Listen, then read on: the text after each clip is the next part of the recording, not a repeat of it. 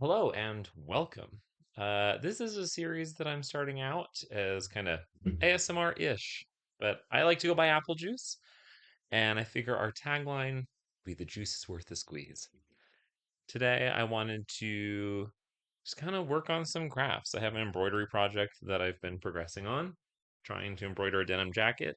I don't know what I'm doing, so we're just kind of learning along the way. The Along this, I just want to kind of chat. Hopefully, give you something to listen to in the background while the craft project's there. Maybe you're working on your own craft projects, doing chores around the house, whatever it is. Hopefully, you're having a good day, and let's get started. I think that one of the things that has recently been inspiring me to create in art has honestly been just growth, and that's partly why I chose this pattern, this kind of cherry blossom pattern. I had finished my first embroidery project about a month ago.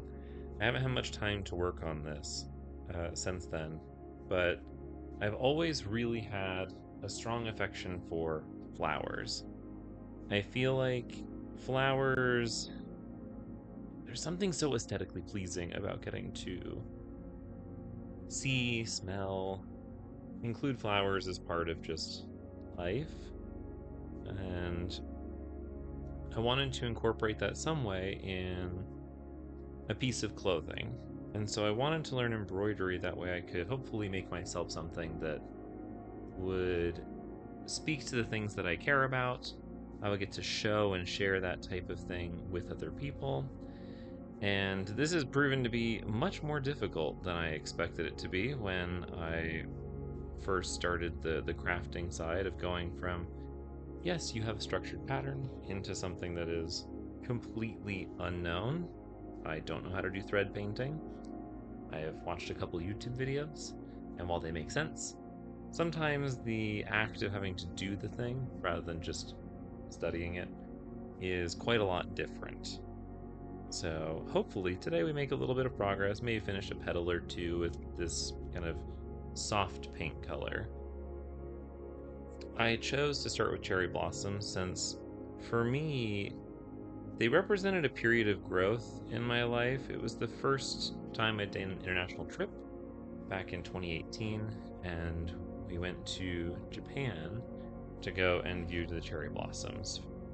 And there was just, it was such a magical window of time having a whole city, dense metropolitan city, that has such a deep reverence for the local meaning behind cherry blossoms and wanting to go out and celebrate that portion of life that, flowers are in bloom. It really meant a lot. And so it was a trip where I felt like I was making a lot of new decisions for myself, that things I wanted to accomplish, new goals, targets. It was when I decided I wanted to get a house that I could save up and have a little bit more stable of expenses so that I could travel more. I pushed really hard in that window following the trip and felt so heavily inspired that it really was just a big changing point in my own life. And so getting the opportunity to, like, giving myself the opportunity to work on a craft project where I'm choosing things for me. This is a project for me, and I mean, look, I love working on projects for others. A lot of my projects that I have in progress are for other people. But having something that you can come back to and work on for yourself just to feel good really is just such a nice feeling among it all of going, I don't care how fast or slow this has to be done. It's just for me. I'm doing it to feel good. There's Sure, I would love it if this looks incredible. It probably won't, but it'll look good enough, and I'll be happy getting to say that I made this thing for myself. I want to put flowers, like botanical sample style, artworks of flowers on the back of this jacket. I hopefully pick things that I do care about and mean something to me, so that each flower represents part of my life, something that I care about, and ties back into this idea of the language of flowers.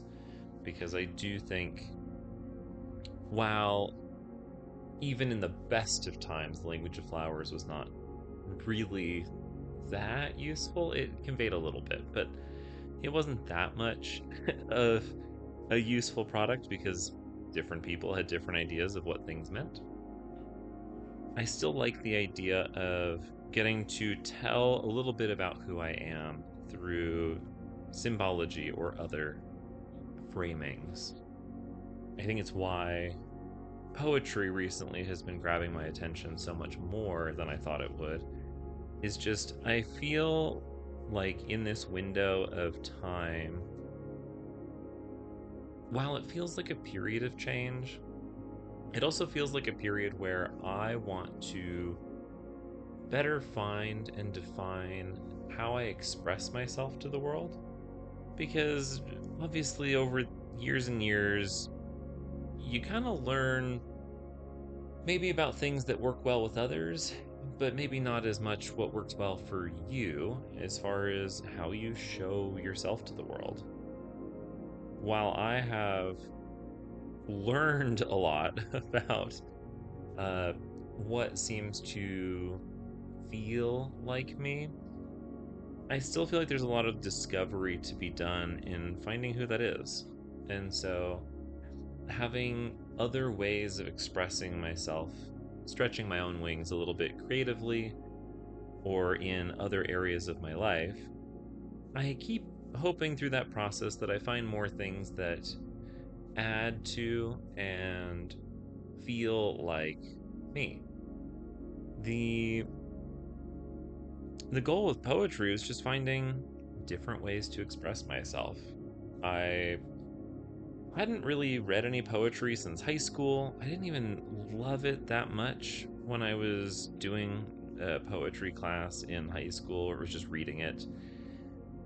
But I think nowadays, coming back, looking for short works, because there are the epics, and while those are obviously incredibly huge works, I like the poems that tend to be more direct in having a message that is achieved a little sooner. And so having references for something that gets you to think about a specific moment in life, specific people, things that you care about, whatever it may be, I really find that, I don't know, I would almost call it inspirational in some ways. There's a beauty in the simplicity of just placing these words to a page and saying, let's bask in this moment. Here are the feelings, the things that I could take out of this, and putting them into a few words that really captures how you feel about that moment, that hopefully gets others to share in it. I did bring I bought a book for poetry, and I think there's one that I really like that is worth sharing here. It's called Happiness by Raymond Carver. So early, it's still almost dark out. I'm near the window with coffee and the usual early morning stuff that passes for thought, when I see the boy and his friend walking up the road to deliver the newspaper.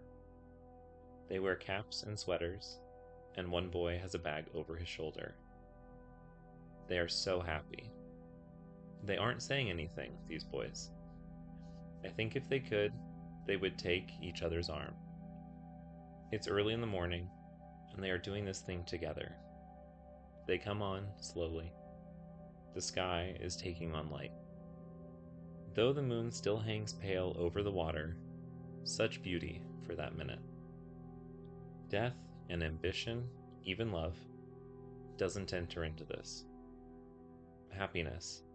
It comes on unexpectedly and goes beyond, really, any early morning talk about it.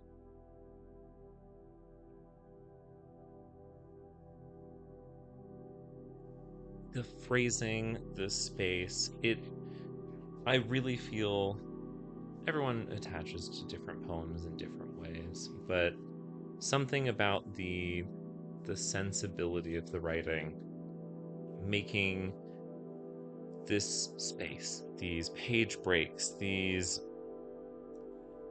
moments where it forces you to take in the previous line and I don't know, be there in that moment with them.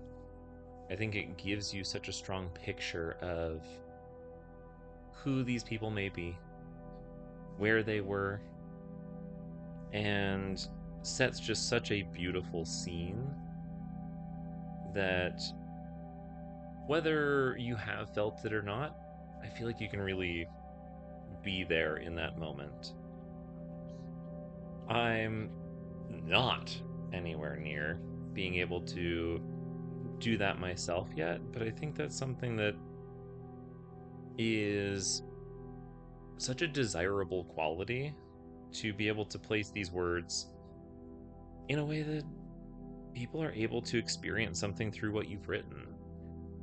While I do love reading some nonfiction and getting to spend time immersing myself in another world, it feels like poetry is getting to take a cold plunge. You're jumping all the way in for that brief moment and coming right out. But that chill is with you. You've set in and your body remembers that feeling. There are so many works that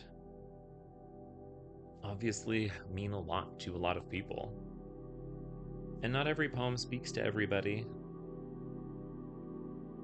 But man, there are just some incredible writers out there expressing themselves, telling of their life, the world, people they care about, places that matter a lot to them, that are finding really beautiful ways to express themselves. And hopefully, they continue to find space to be able to share those things. I know that for most of us who do creative efforts, we hope that the work that we do in creating whatever it is that we end up making is something that will be carried forward for a period. That in that process, we continue to, one way or another, create ourselves into the future. That maybe that quilt that grandma made, or that the paintings that another person makes continue to exist for times beyond when we're here. That the efforts and art that we put out continue to bring joy, even if it's not attached to the original meaning anymore. When I end up getting to craft things for other people, people that I care about or love, even if eventually that item is no longer theirs, I do hope that that item continues to be someone's and brings them, even if it's not the same joy, a different joy, and that they find meaning in the work that was done by a person's hand. So much of today feels like it's done for us, that to get to sit and take the time to build all the feeling into these craft projects really makes it a sentimental experience that I really remember a lot of these times that I've spent putting in hours of work. I know my first bigger crochet project took me a little over 50 hours making a sweater. And it was such a jump from from the earlier patterns that I had worked on, where now I'm, instead of spending, let's say, 5 to 10 hours on a project, going 5 times over that, uh, was kind of a shock in some ways to be sitting there week after week for, I think it's probably about 2 months that I spent working on this project, which is decently fast for the amount of hours that went in.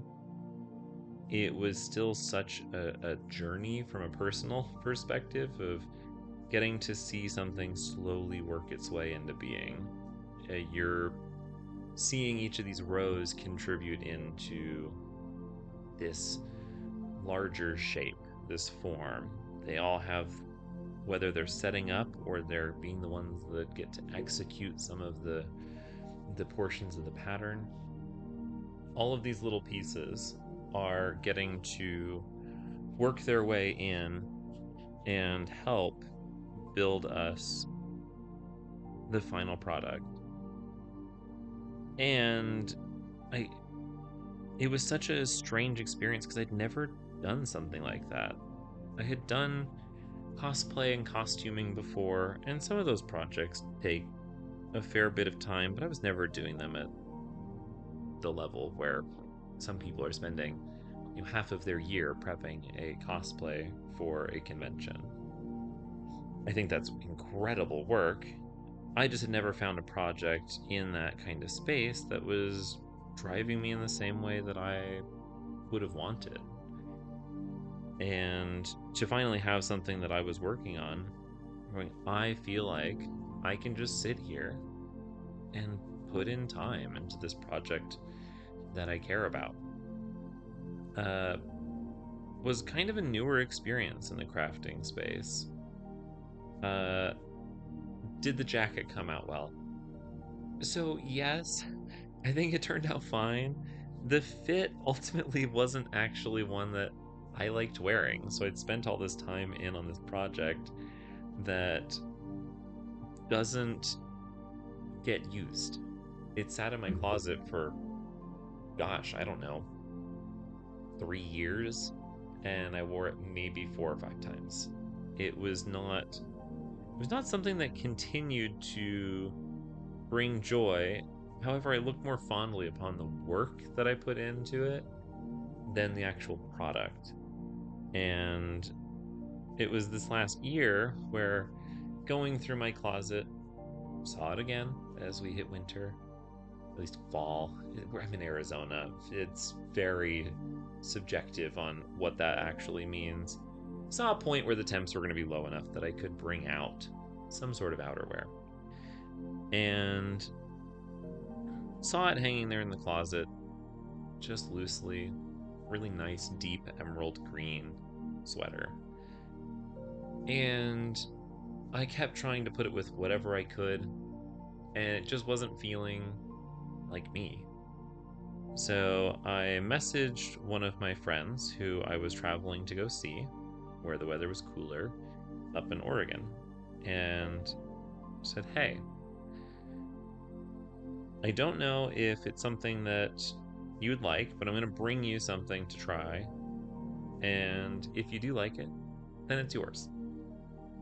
And packed it into my suitcase and flew up to Oregon. I usually make at least one trip a year in the kind of October window. And when I got to see her and unpack my luggage about, 10 hours after I got into town, I got to hand it over to her and have her try it, and it just felt like it finally found the place where it was supposed to be. That even if it didn't fit me in my life, that it was meant to be in my life in some way. And the color, it's like watching it kind of come alive in someone else. And I didn't have to be the one to wear that specific piece of clothing for it to still hold that substantial meaning for something I had done originally for myself.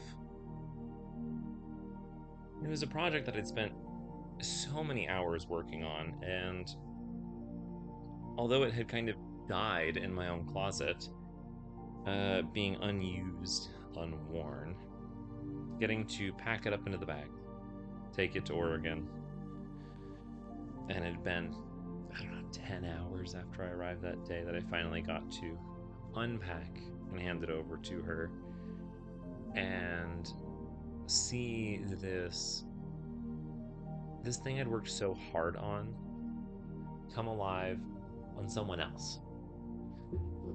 Someone who I care about dearly, who's been in my life for well over a decade at this point. For it to be something that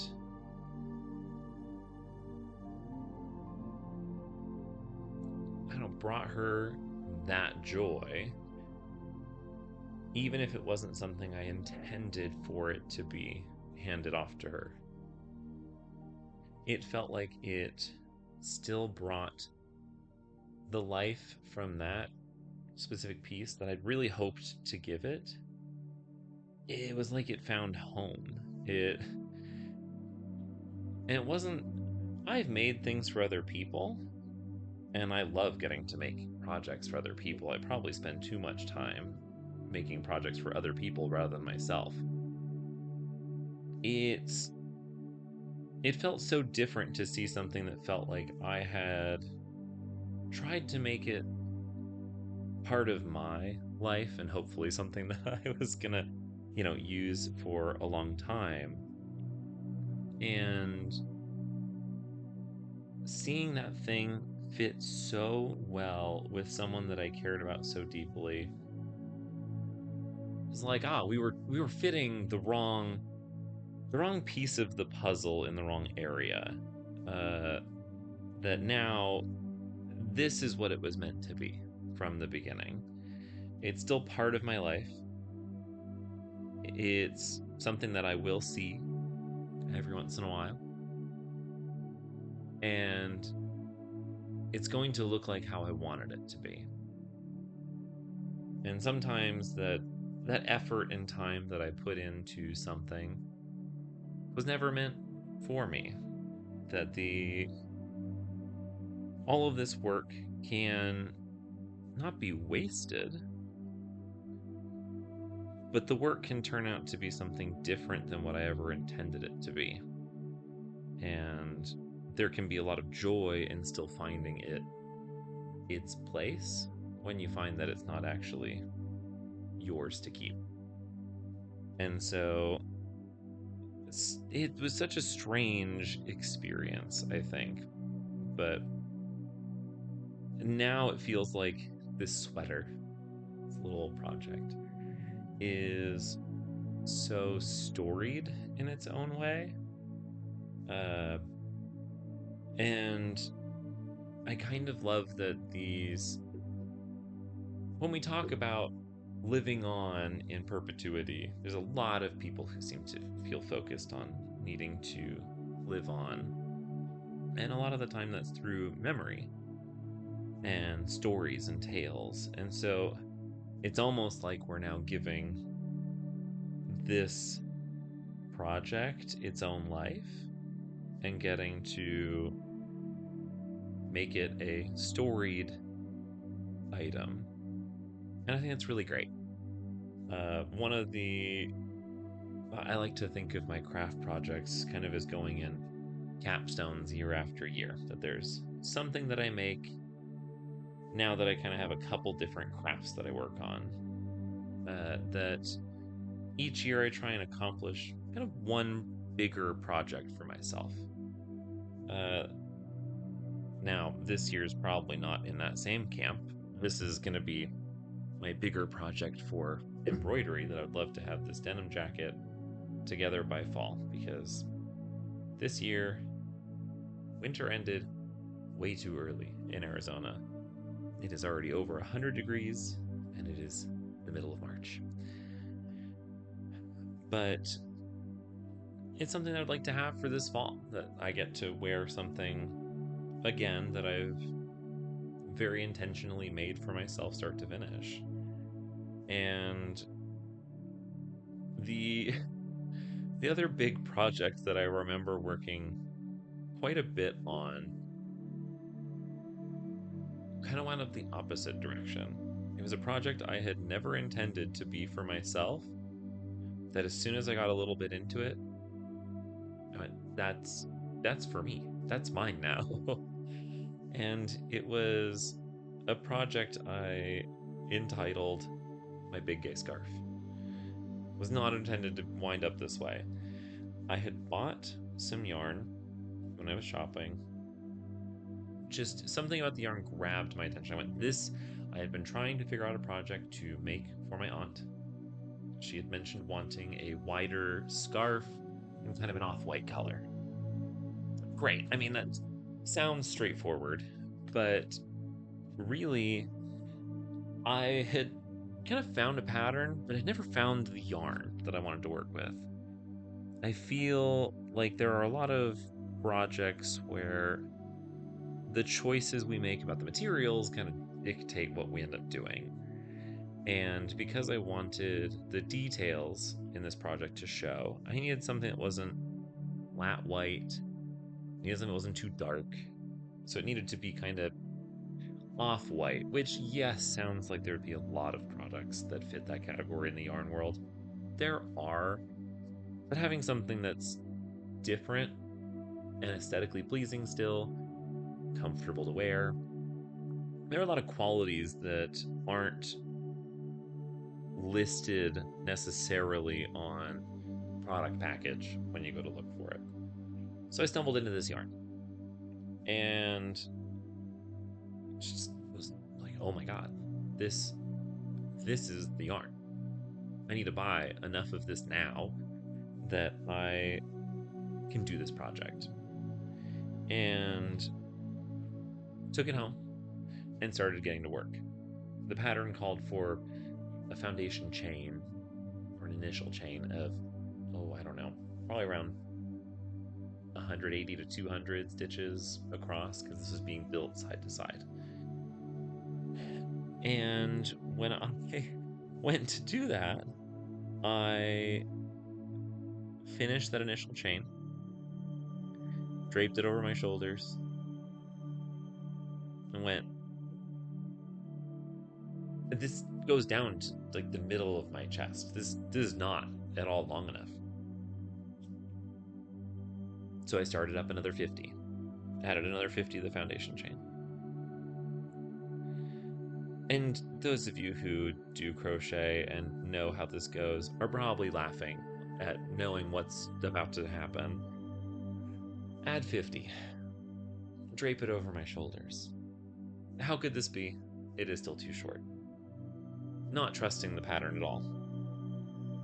So then I decide I'm going to do another 100. This clearly isn't enough. Mind you, the original number is probably around 180 something. We are now at 350 total stitches into this. I mean, I don't remember the exact number because there's math involved in crochet. But we hit this point where I finally drape it over my shoulders. It's getting down far enough at the hip. It's like we can just do a little bit more, like 50 more. Puts me a little over 400 total stitches across. It's draping where I want it to land. Like, fantastic. This is the length that she wanted. I go ahead and start the process of doing row 1. Like, man, this takes like 20 to 30 minutes at least for one row, minimum, sometimes more. But this first row is just going back and single crocheting to kind of make that foundation chain really stable. I finish that row, drape it over my shoulders. Like, this got a little bit bigger. It's now about around my shins, that over each side is draping down to. Man, I I don't know, maybe it's just gonna be like this long, which is still great. That's still gonna be a lot of body around the neck if she decides to wrap it around twice. Let's do another row. I end up going a little bit on autopilot and I work on this next row. And it is, let's say about an hour, hour and a half later, because you kind of wind up in a groove, and when the hook is going and you hit that flow, you're just like, I'm just gonna keep working on it. We'll check in a little bit. I know we're going on the right direction. Unwavering confidence in this. I finish probably about the fourth row. It's been a couple hours in at this point, and this yarn is. I had to frog a couple of stitches where like you're removing them, and this yarn is felting. Like you pull, and all it's doing is seizing up, binding itself to other threads, and just creating a mass that I'm having to practically pull out sewing scissors like this and just snip out these stitches. I finish the fourth row, drape it over my shoulders. This thing is dragging behind my feet like a train for a dress as I walk. But the color and the pattern as I'm working like this, I have to keep going. This is now that we're into this, I know that I need this project. It's not something that she's going to wear anymore. This is for me. And I put in probably somewhere around 30 to 40 hours on that project. I didn't have a system for running a timer like I do for my current project, where I'm 72 hours in now. The When I finished that thing, it spanned the room that I'm in, the entire room, and folded back on itself. And then I added tassels because why not? This thing is 18 to 20 feet long at this point. It's an absolute monster of a scarf. And really, the reason I named that really is the only people who'd wear something like this are the gays. We're here to wear these giant over the top things. And I love that scarf. I always try and bring it out where I can. And it's funny to see how the process of doing these two projects is 1 year after another in back-to-back years are so the opposite in terms of how we arrived at where we are, that this effort to make myself something, thinking I'd found something really interesting that I could wear that feels so different with the sweater, that this was going to be something that I would get to bring out and about in fall or winter, because it wasn't a dense stitch, so it'd be comfortable to wear. To wearing it maybe 2 times in a year, not a good amount. And then hopping into a project where from the jump, it's like, this is for someone else. And then, fortunately, I didn't tell them that I was making something for them. And that in that journey, I found something that I so badly wanted to keep for myself, and then did keep for myself.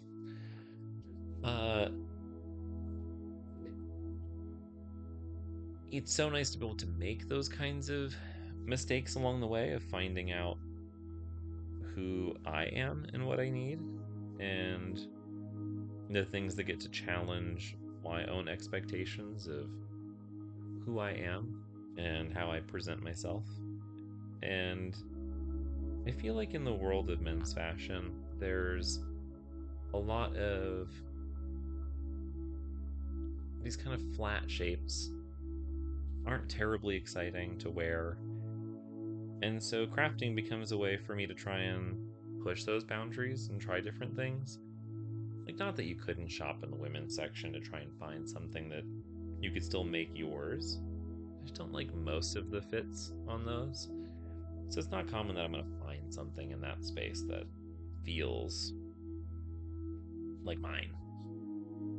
So getting the opportunity to play with those things and make things that I'm excited to be trying is a really refreshing experience, and that I'm the one who's getting to, in some ways, curate that experience is fulfilling in a way that I don't find in a lot of other places.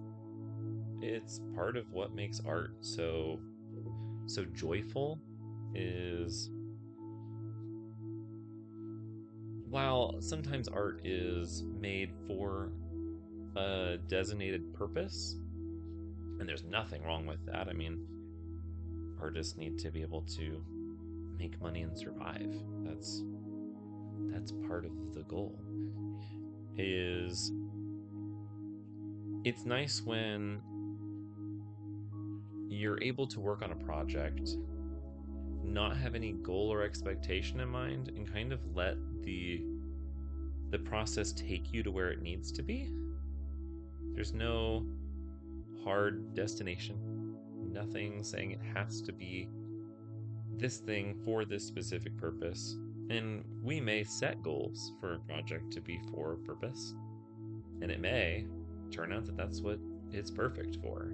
Sometimes we're able to pick the gift or this next step, and it's just everything we needed was right there, and it all just came together. That flash of inspiration going, that's the thing. Or if it's just something that we get to use as kind of a step on the journey of finding out what that is to us. It's so nice to get to play in that space, and I hope that everyone who has the opportunity to find something creatively, because there's a lot of different avenues in which to be creative.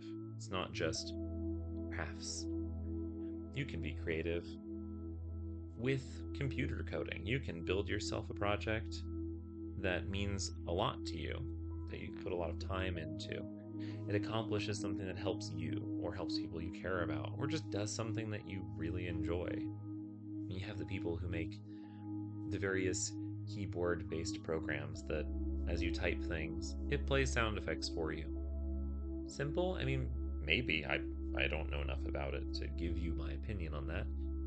But it brings a lot of people joy, and they have a great time with it. And that's still a craft and an art in that process. And it's nice to have those spaces to almost play with yourself and your sensibilities, of letting yourself just freely take control over how you think something should be. There's no consequence. It's not how this turns out as a project. I mean, we're a long way from done. But however this turns out is fine. It doesn't need to be some masterpiece that winds up in a museum 100 years from now. God, I don't even know that I'd want that pressure. But something that I get to look back on and go, I did that thing. That's fantastic. I think is one of the biggest factors driving forward my own desire to create is that room for self expression and exploration, and really trying to find what things feel like they fit in my life. There's a lot of crafts in the world. I mean, I picked up embroidery because I wanted to try and add a little something to some of the stuff that I wear and own. But I also do crochet, I do sewing, and I make jewelry here and there. I think that these crafts ultimately become a means to push my own boundaries in how I see myself or how I express myself, and challenge the daily parts of my life that kind of feel, I don't want to say rigid, but you fall into patterns. Things kind of continue to be a certain way, and these crafts, at least for me, allow me to jump out of that box for a period. Try and look at something a little differently and decide, hey, can I make this different just for me? It's the freedom that I want things to feel loose, playful, not serious. It's just part of the game that we all play in the world, just trying to figure out who we are. What is it that whether it's what we value, the things that we care to show off about who we are, because everyone's got qualities that deserve to be shown off. It's figuring out, how do I want those to fit into the broader picture of who I am. And I know for me, finding an opportunity to explore clothing, things that to me represent almost a first impression people will have of you. They're going to notice what you're wearing and how you present yourself before you even speak a word. We talk about it with food, that you eat with your eyes first, and while maybe not wholly appropriate, people will do the same with other people. They'll see how you present yourself and how you carry yourself before they ever find out who you are. And having the opportunity to make things that challenge my own idea of how I hold myself and present myself makes this a more engaging and deep process that ties in my own curiosity about myself, that I don't think I find easily in other spaces. It's really getting to jump into something and go, I have no idea what I'm doing. I'm just here to try it and see if that takes me somewhere exciting and interesting. Crafting is, for me, buying that train ticket to nowhere. You're just going on a journey saying, I'm interested. I don't know what you're selling. I have an idea, but I don't really know what's being sold. So I just need to jump in. And I think that's where a lot of us in the world of doing handicrafts find ourselves. I see them all the time because I get recommended things on my Instagram algorithm or YouTube algorithm that are new and different crafts. And you always see comments, oh God, please, I can't have another craft right now. And it's always from people who do a lot of crafts. It's people who are searching with their hands for the things that they want to make for themselves. It's this blind walking through the darkness as we kinetically feel what engages us. And as we learn that, we know better and better what things I would almost say are our weaknesses, the things that we most engage with in our activities. And in those spaces, I think, is where we find our joys, these things we get to learn, not just about the craft, but about ourselves. That we start down these pathways, and generally, I'd say for the better, are changed because we decided to put our hands towards something that we care about and spend some time with ourselves working on a project. Because I love getting to be around other people, and it's often difficult for me to schedule in appropriate amounts of time for myself. But crafting often becomes that avenue where I get to spend a little bit of time with myself and through the activity reflect on myself. And whether you have crafts or not, I hope there's space in your life for something that gives you time to look at what it is that you care about. Find out a little bit about yourself. And in some capacity, you can decide if you want to share that with the world or just have it be something for you.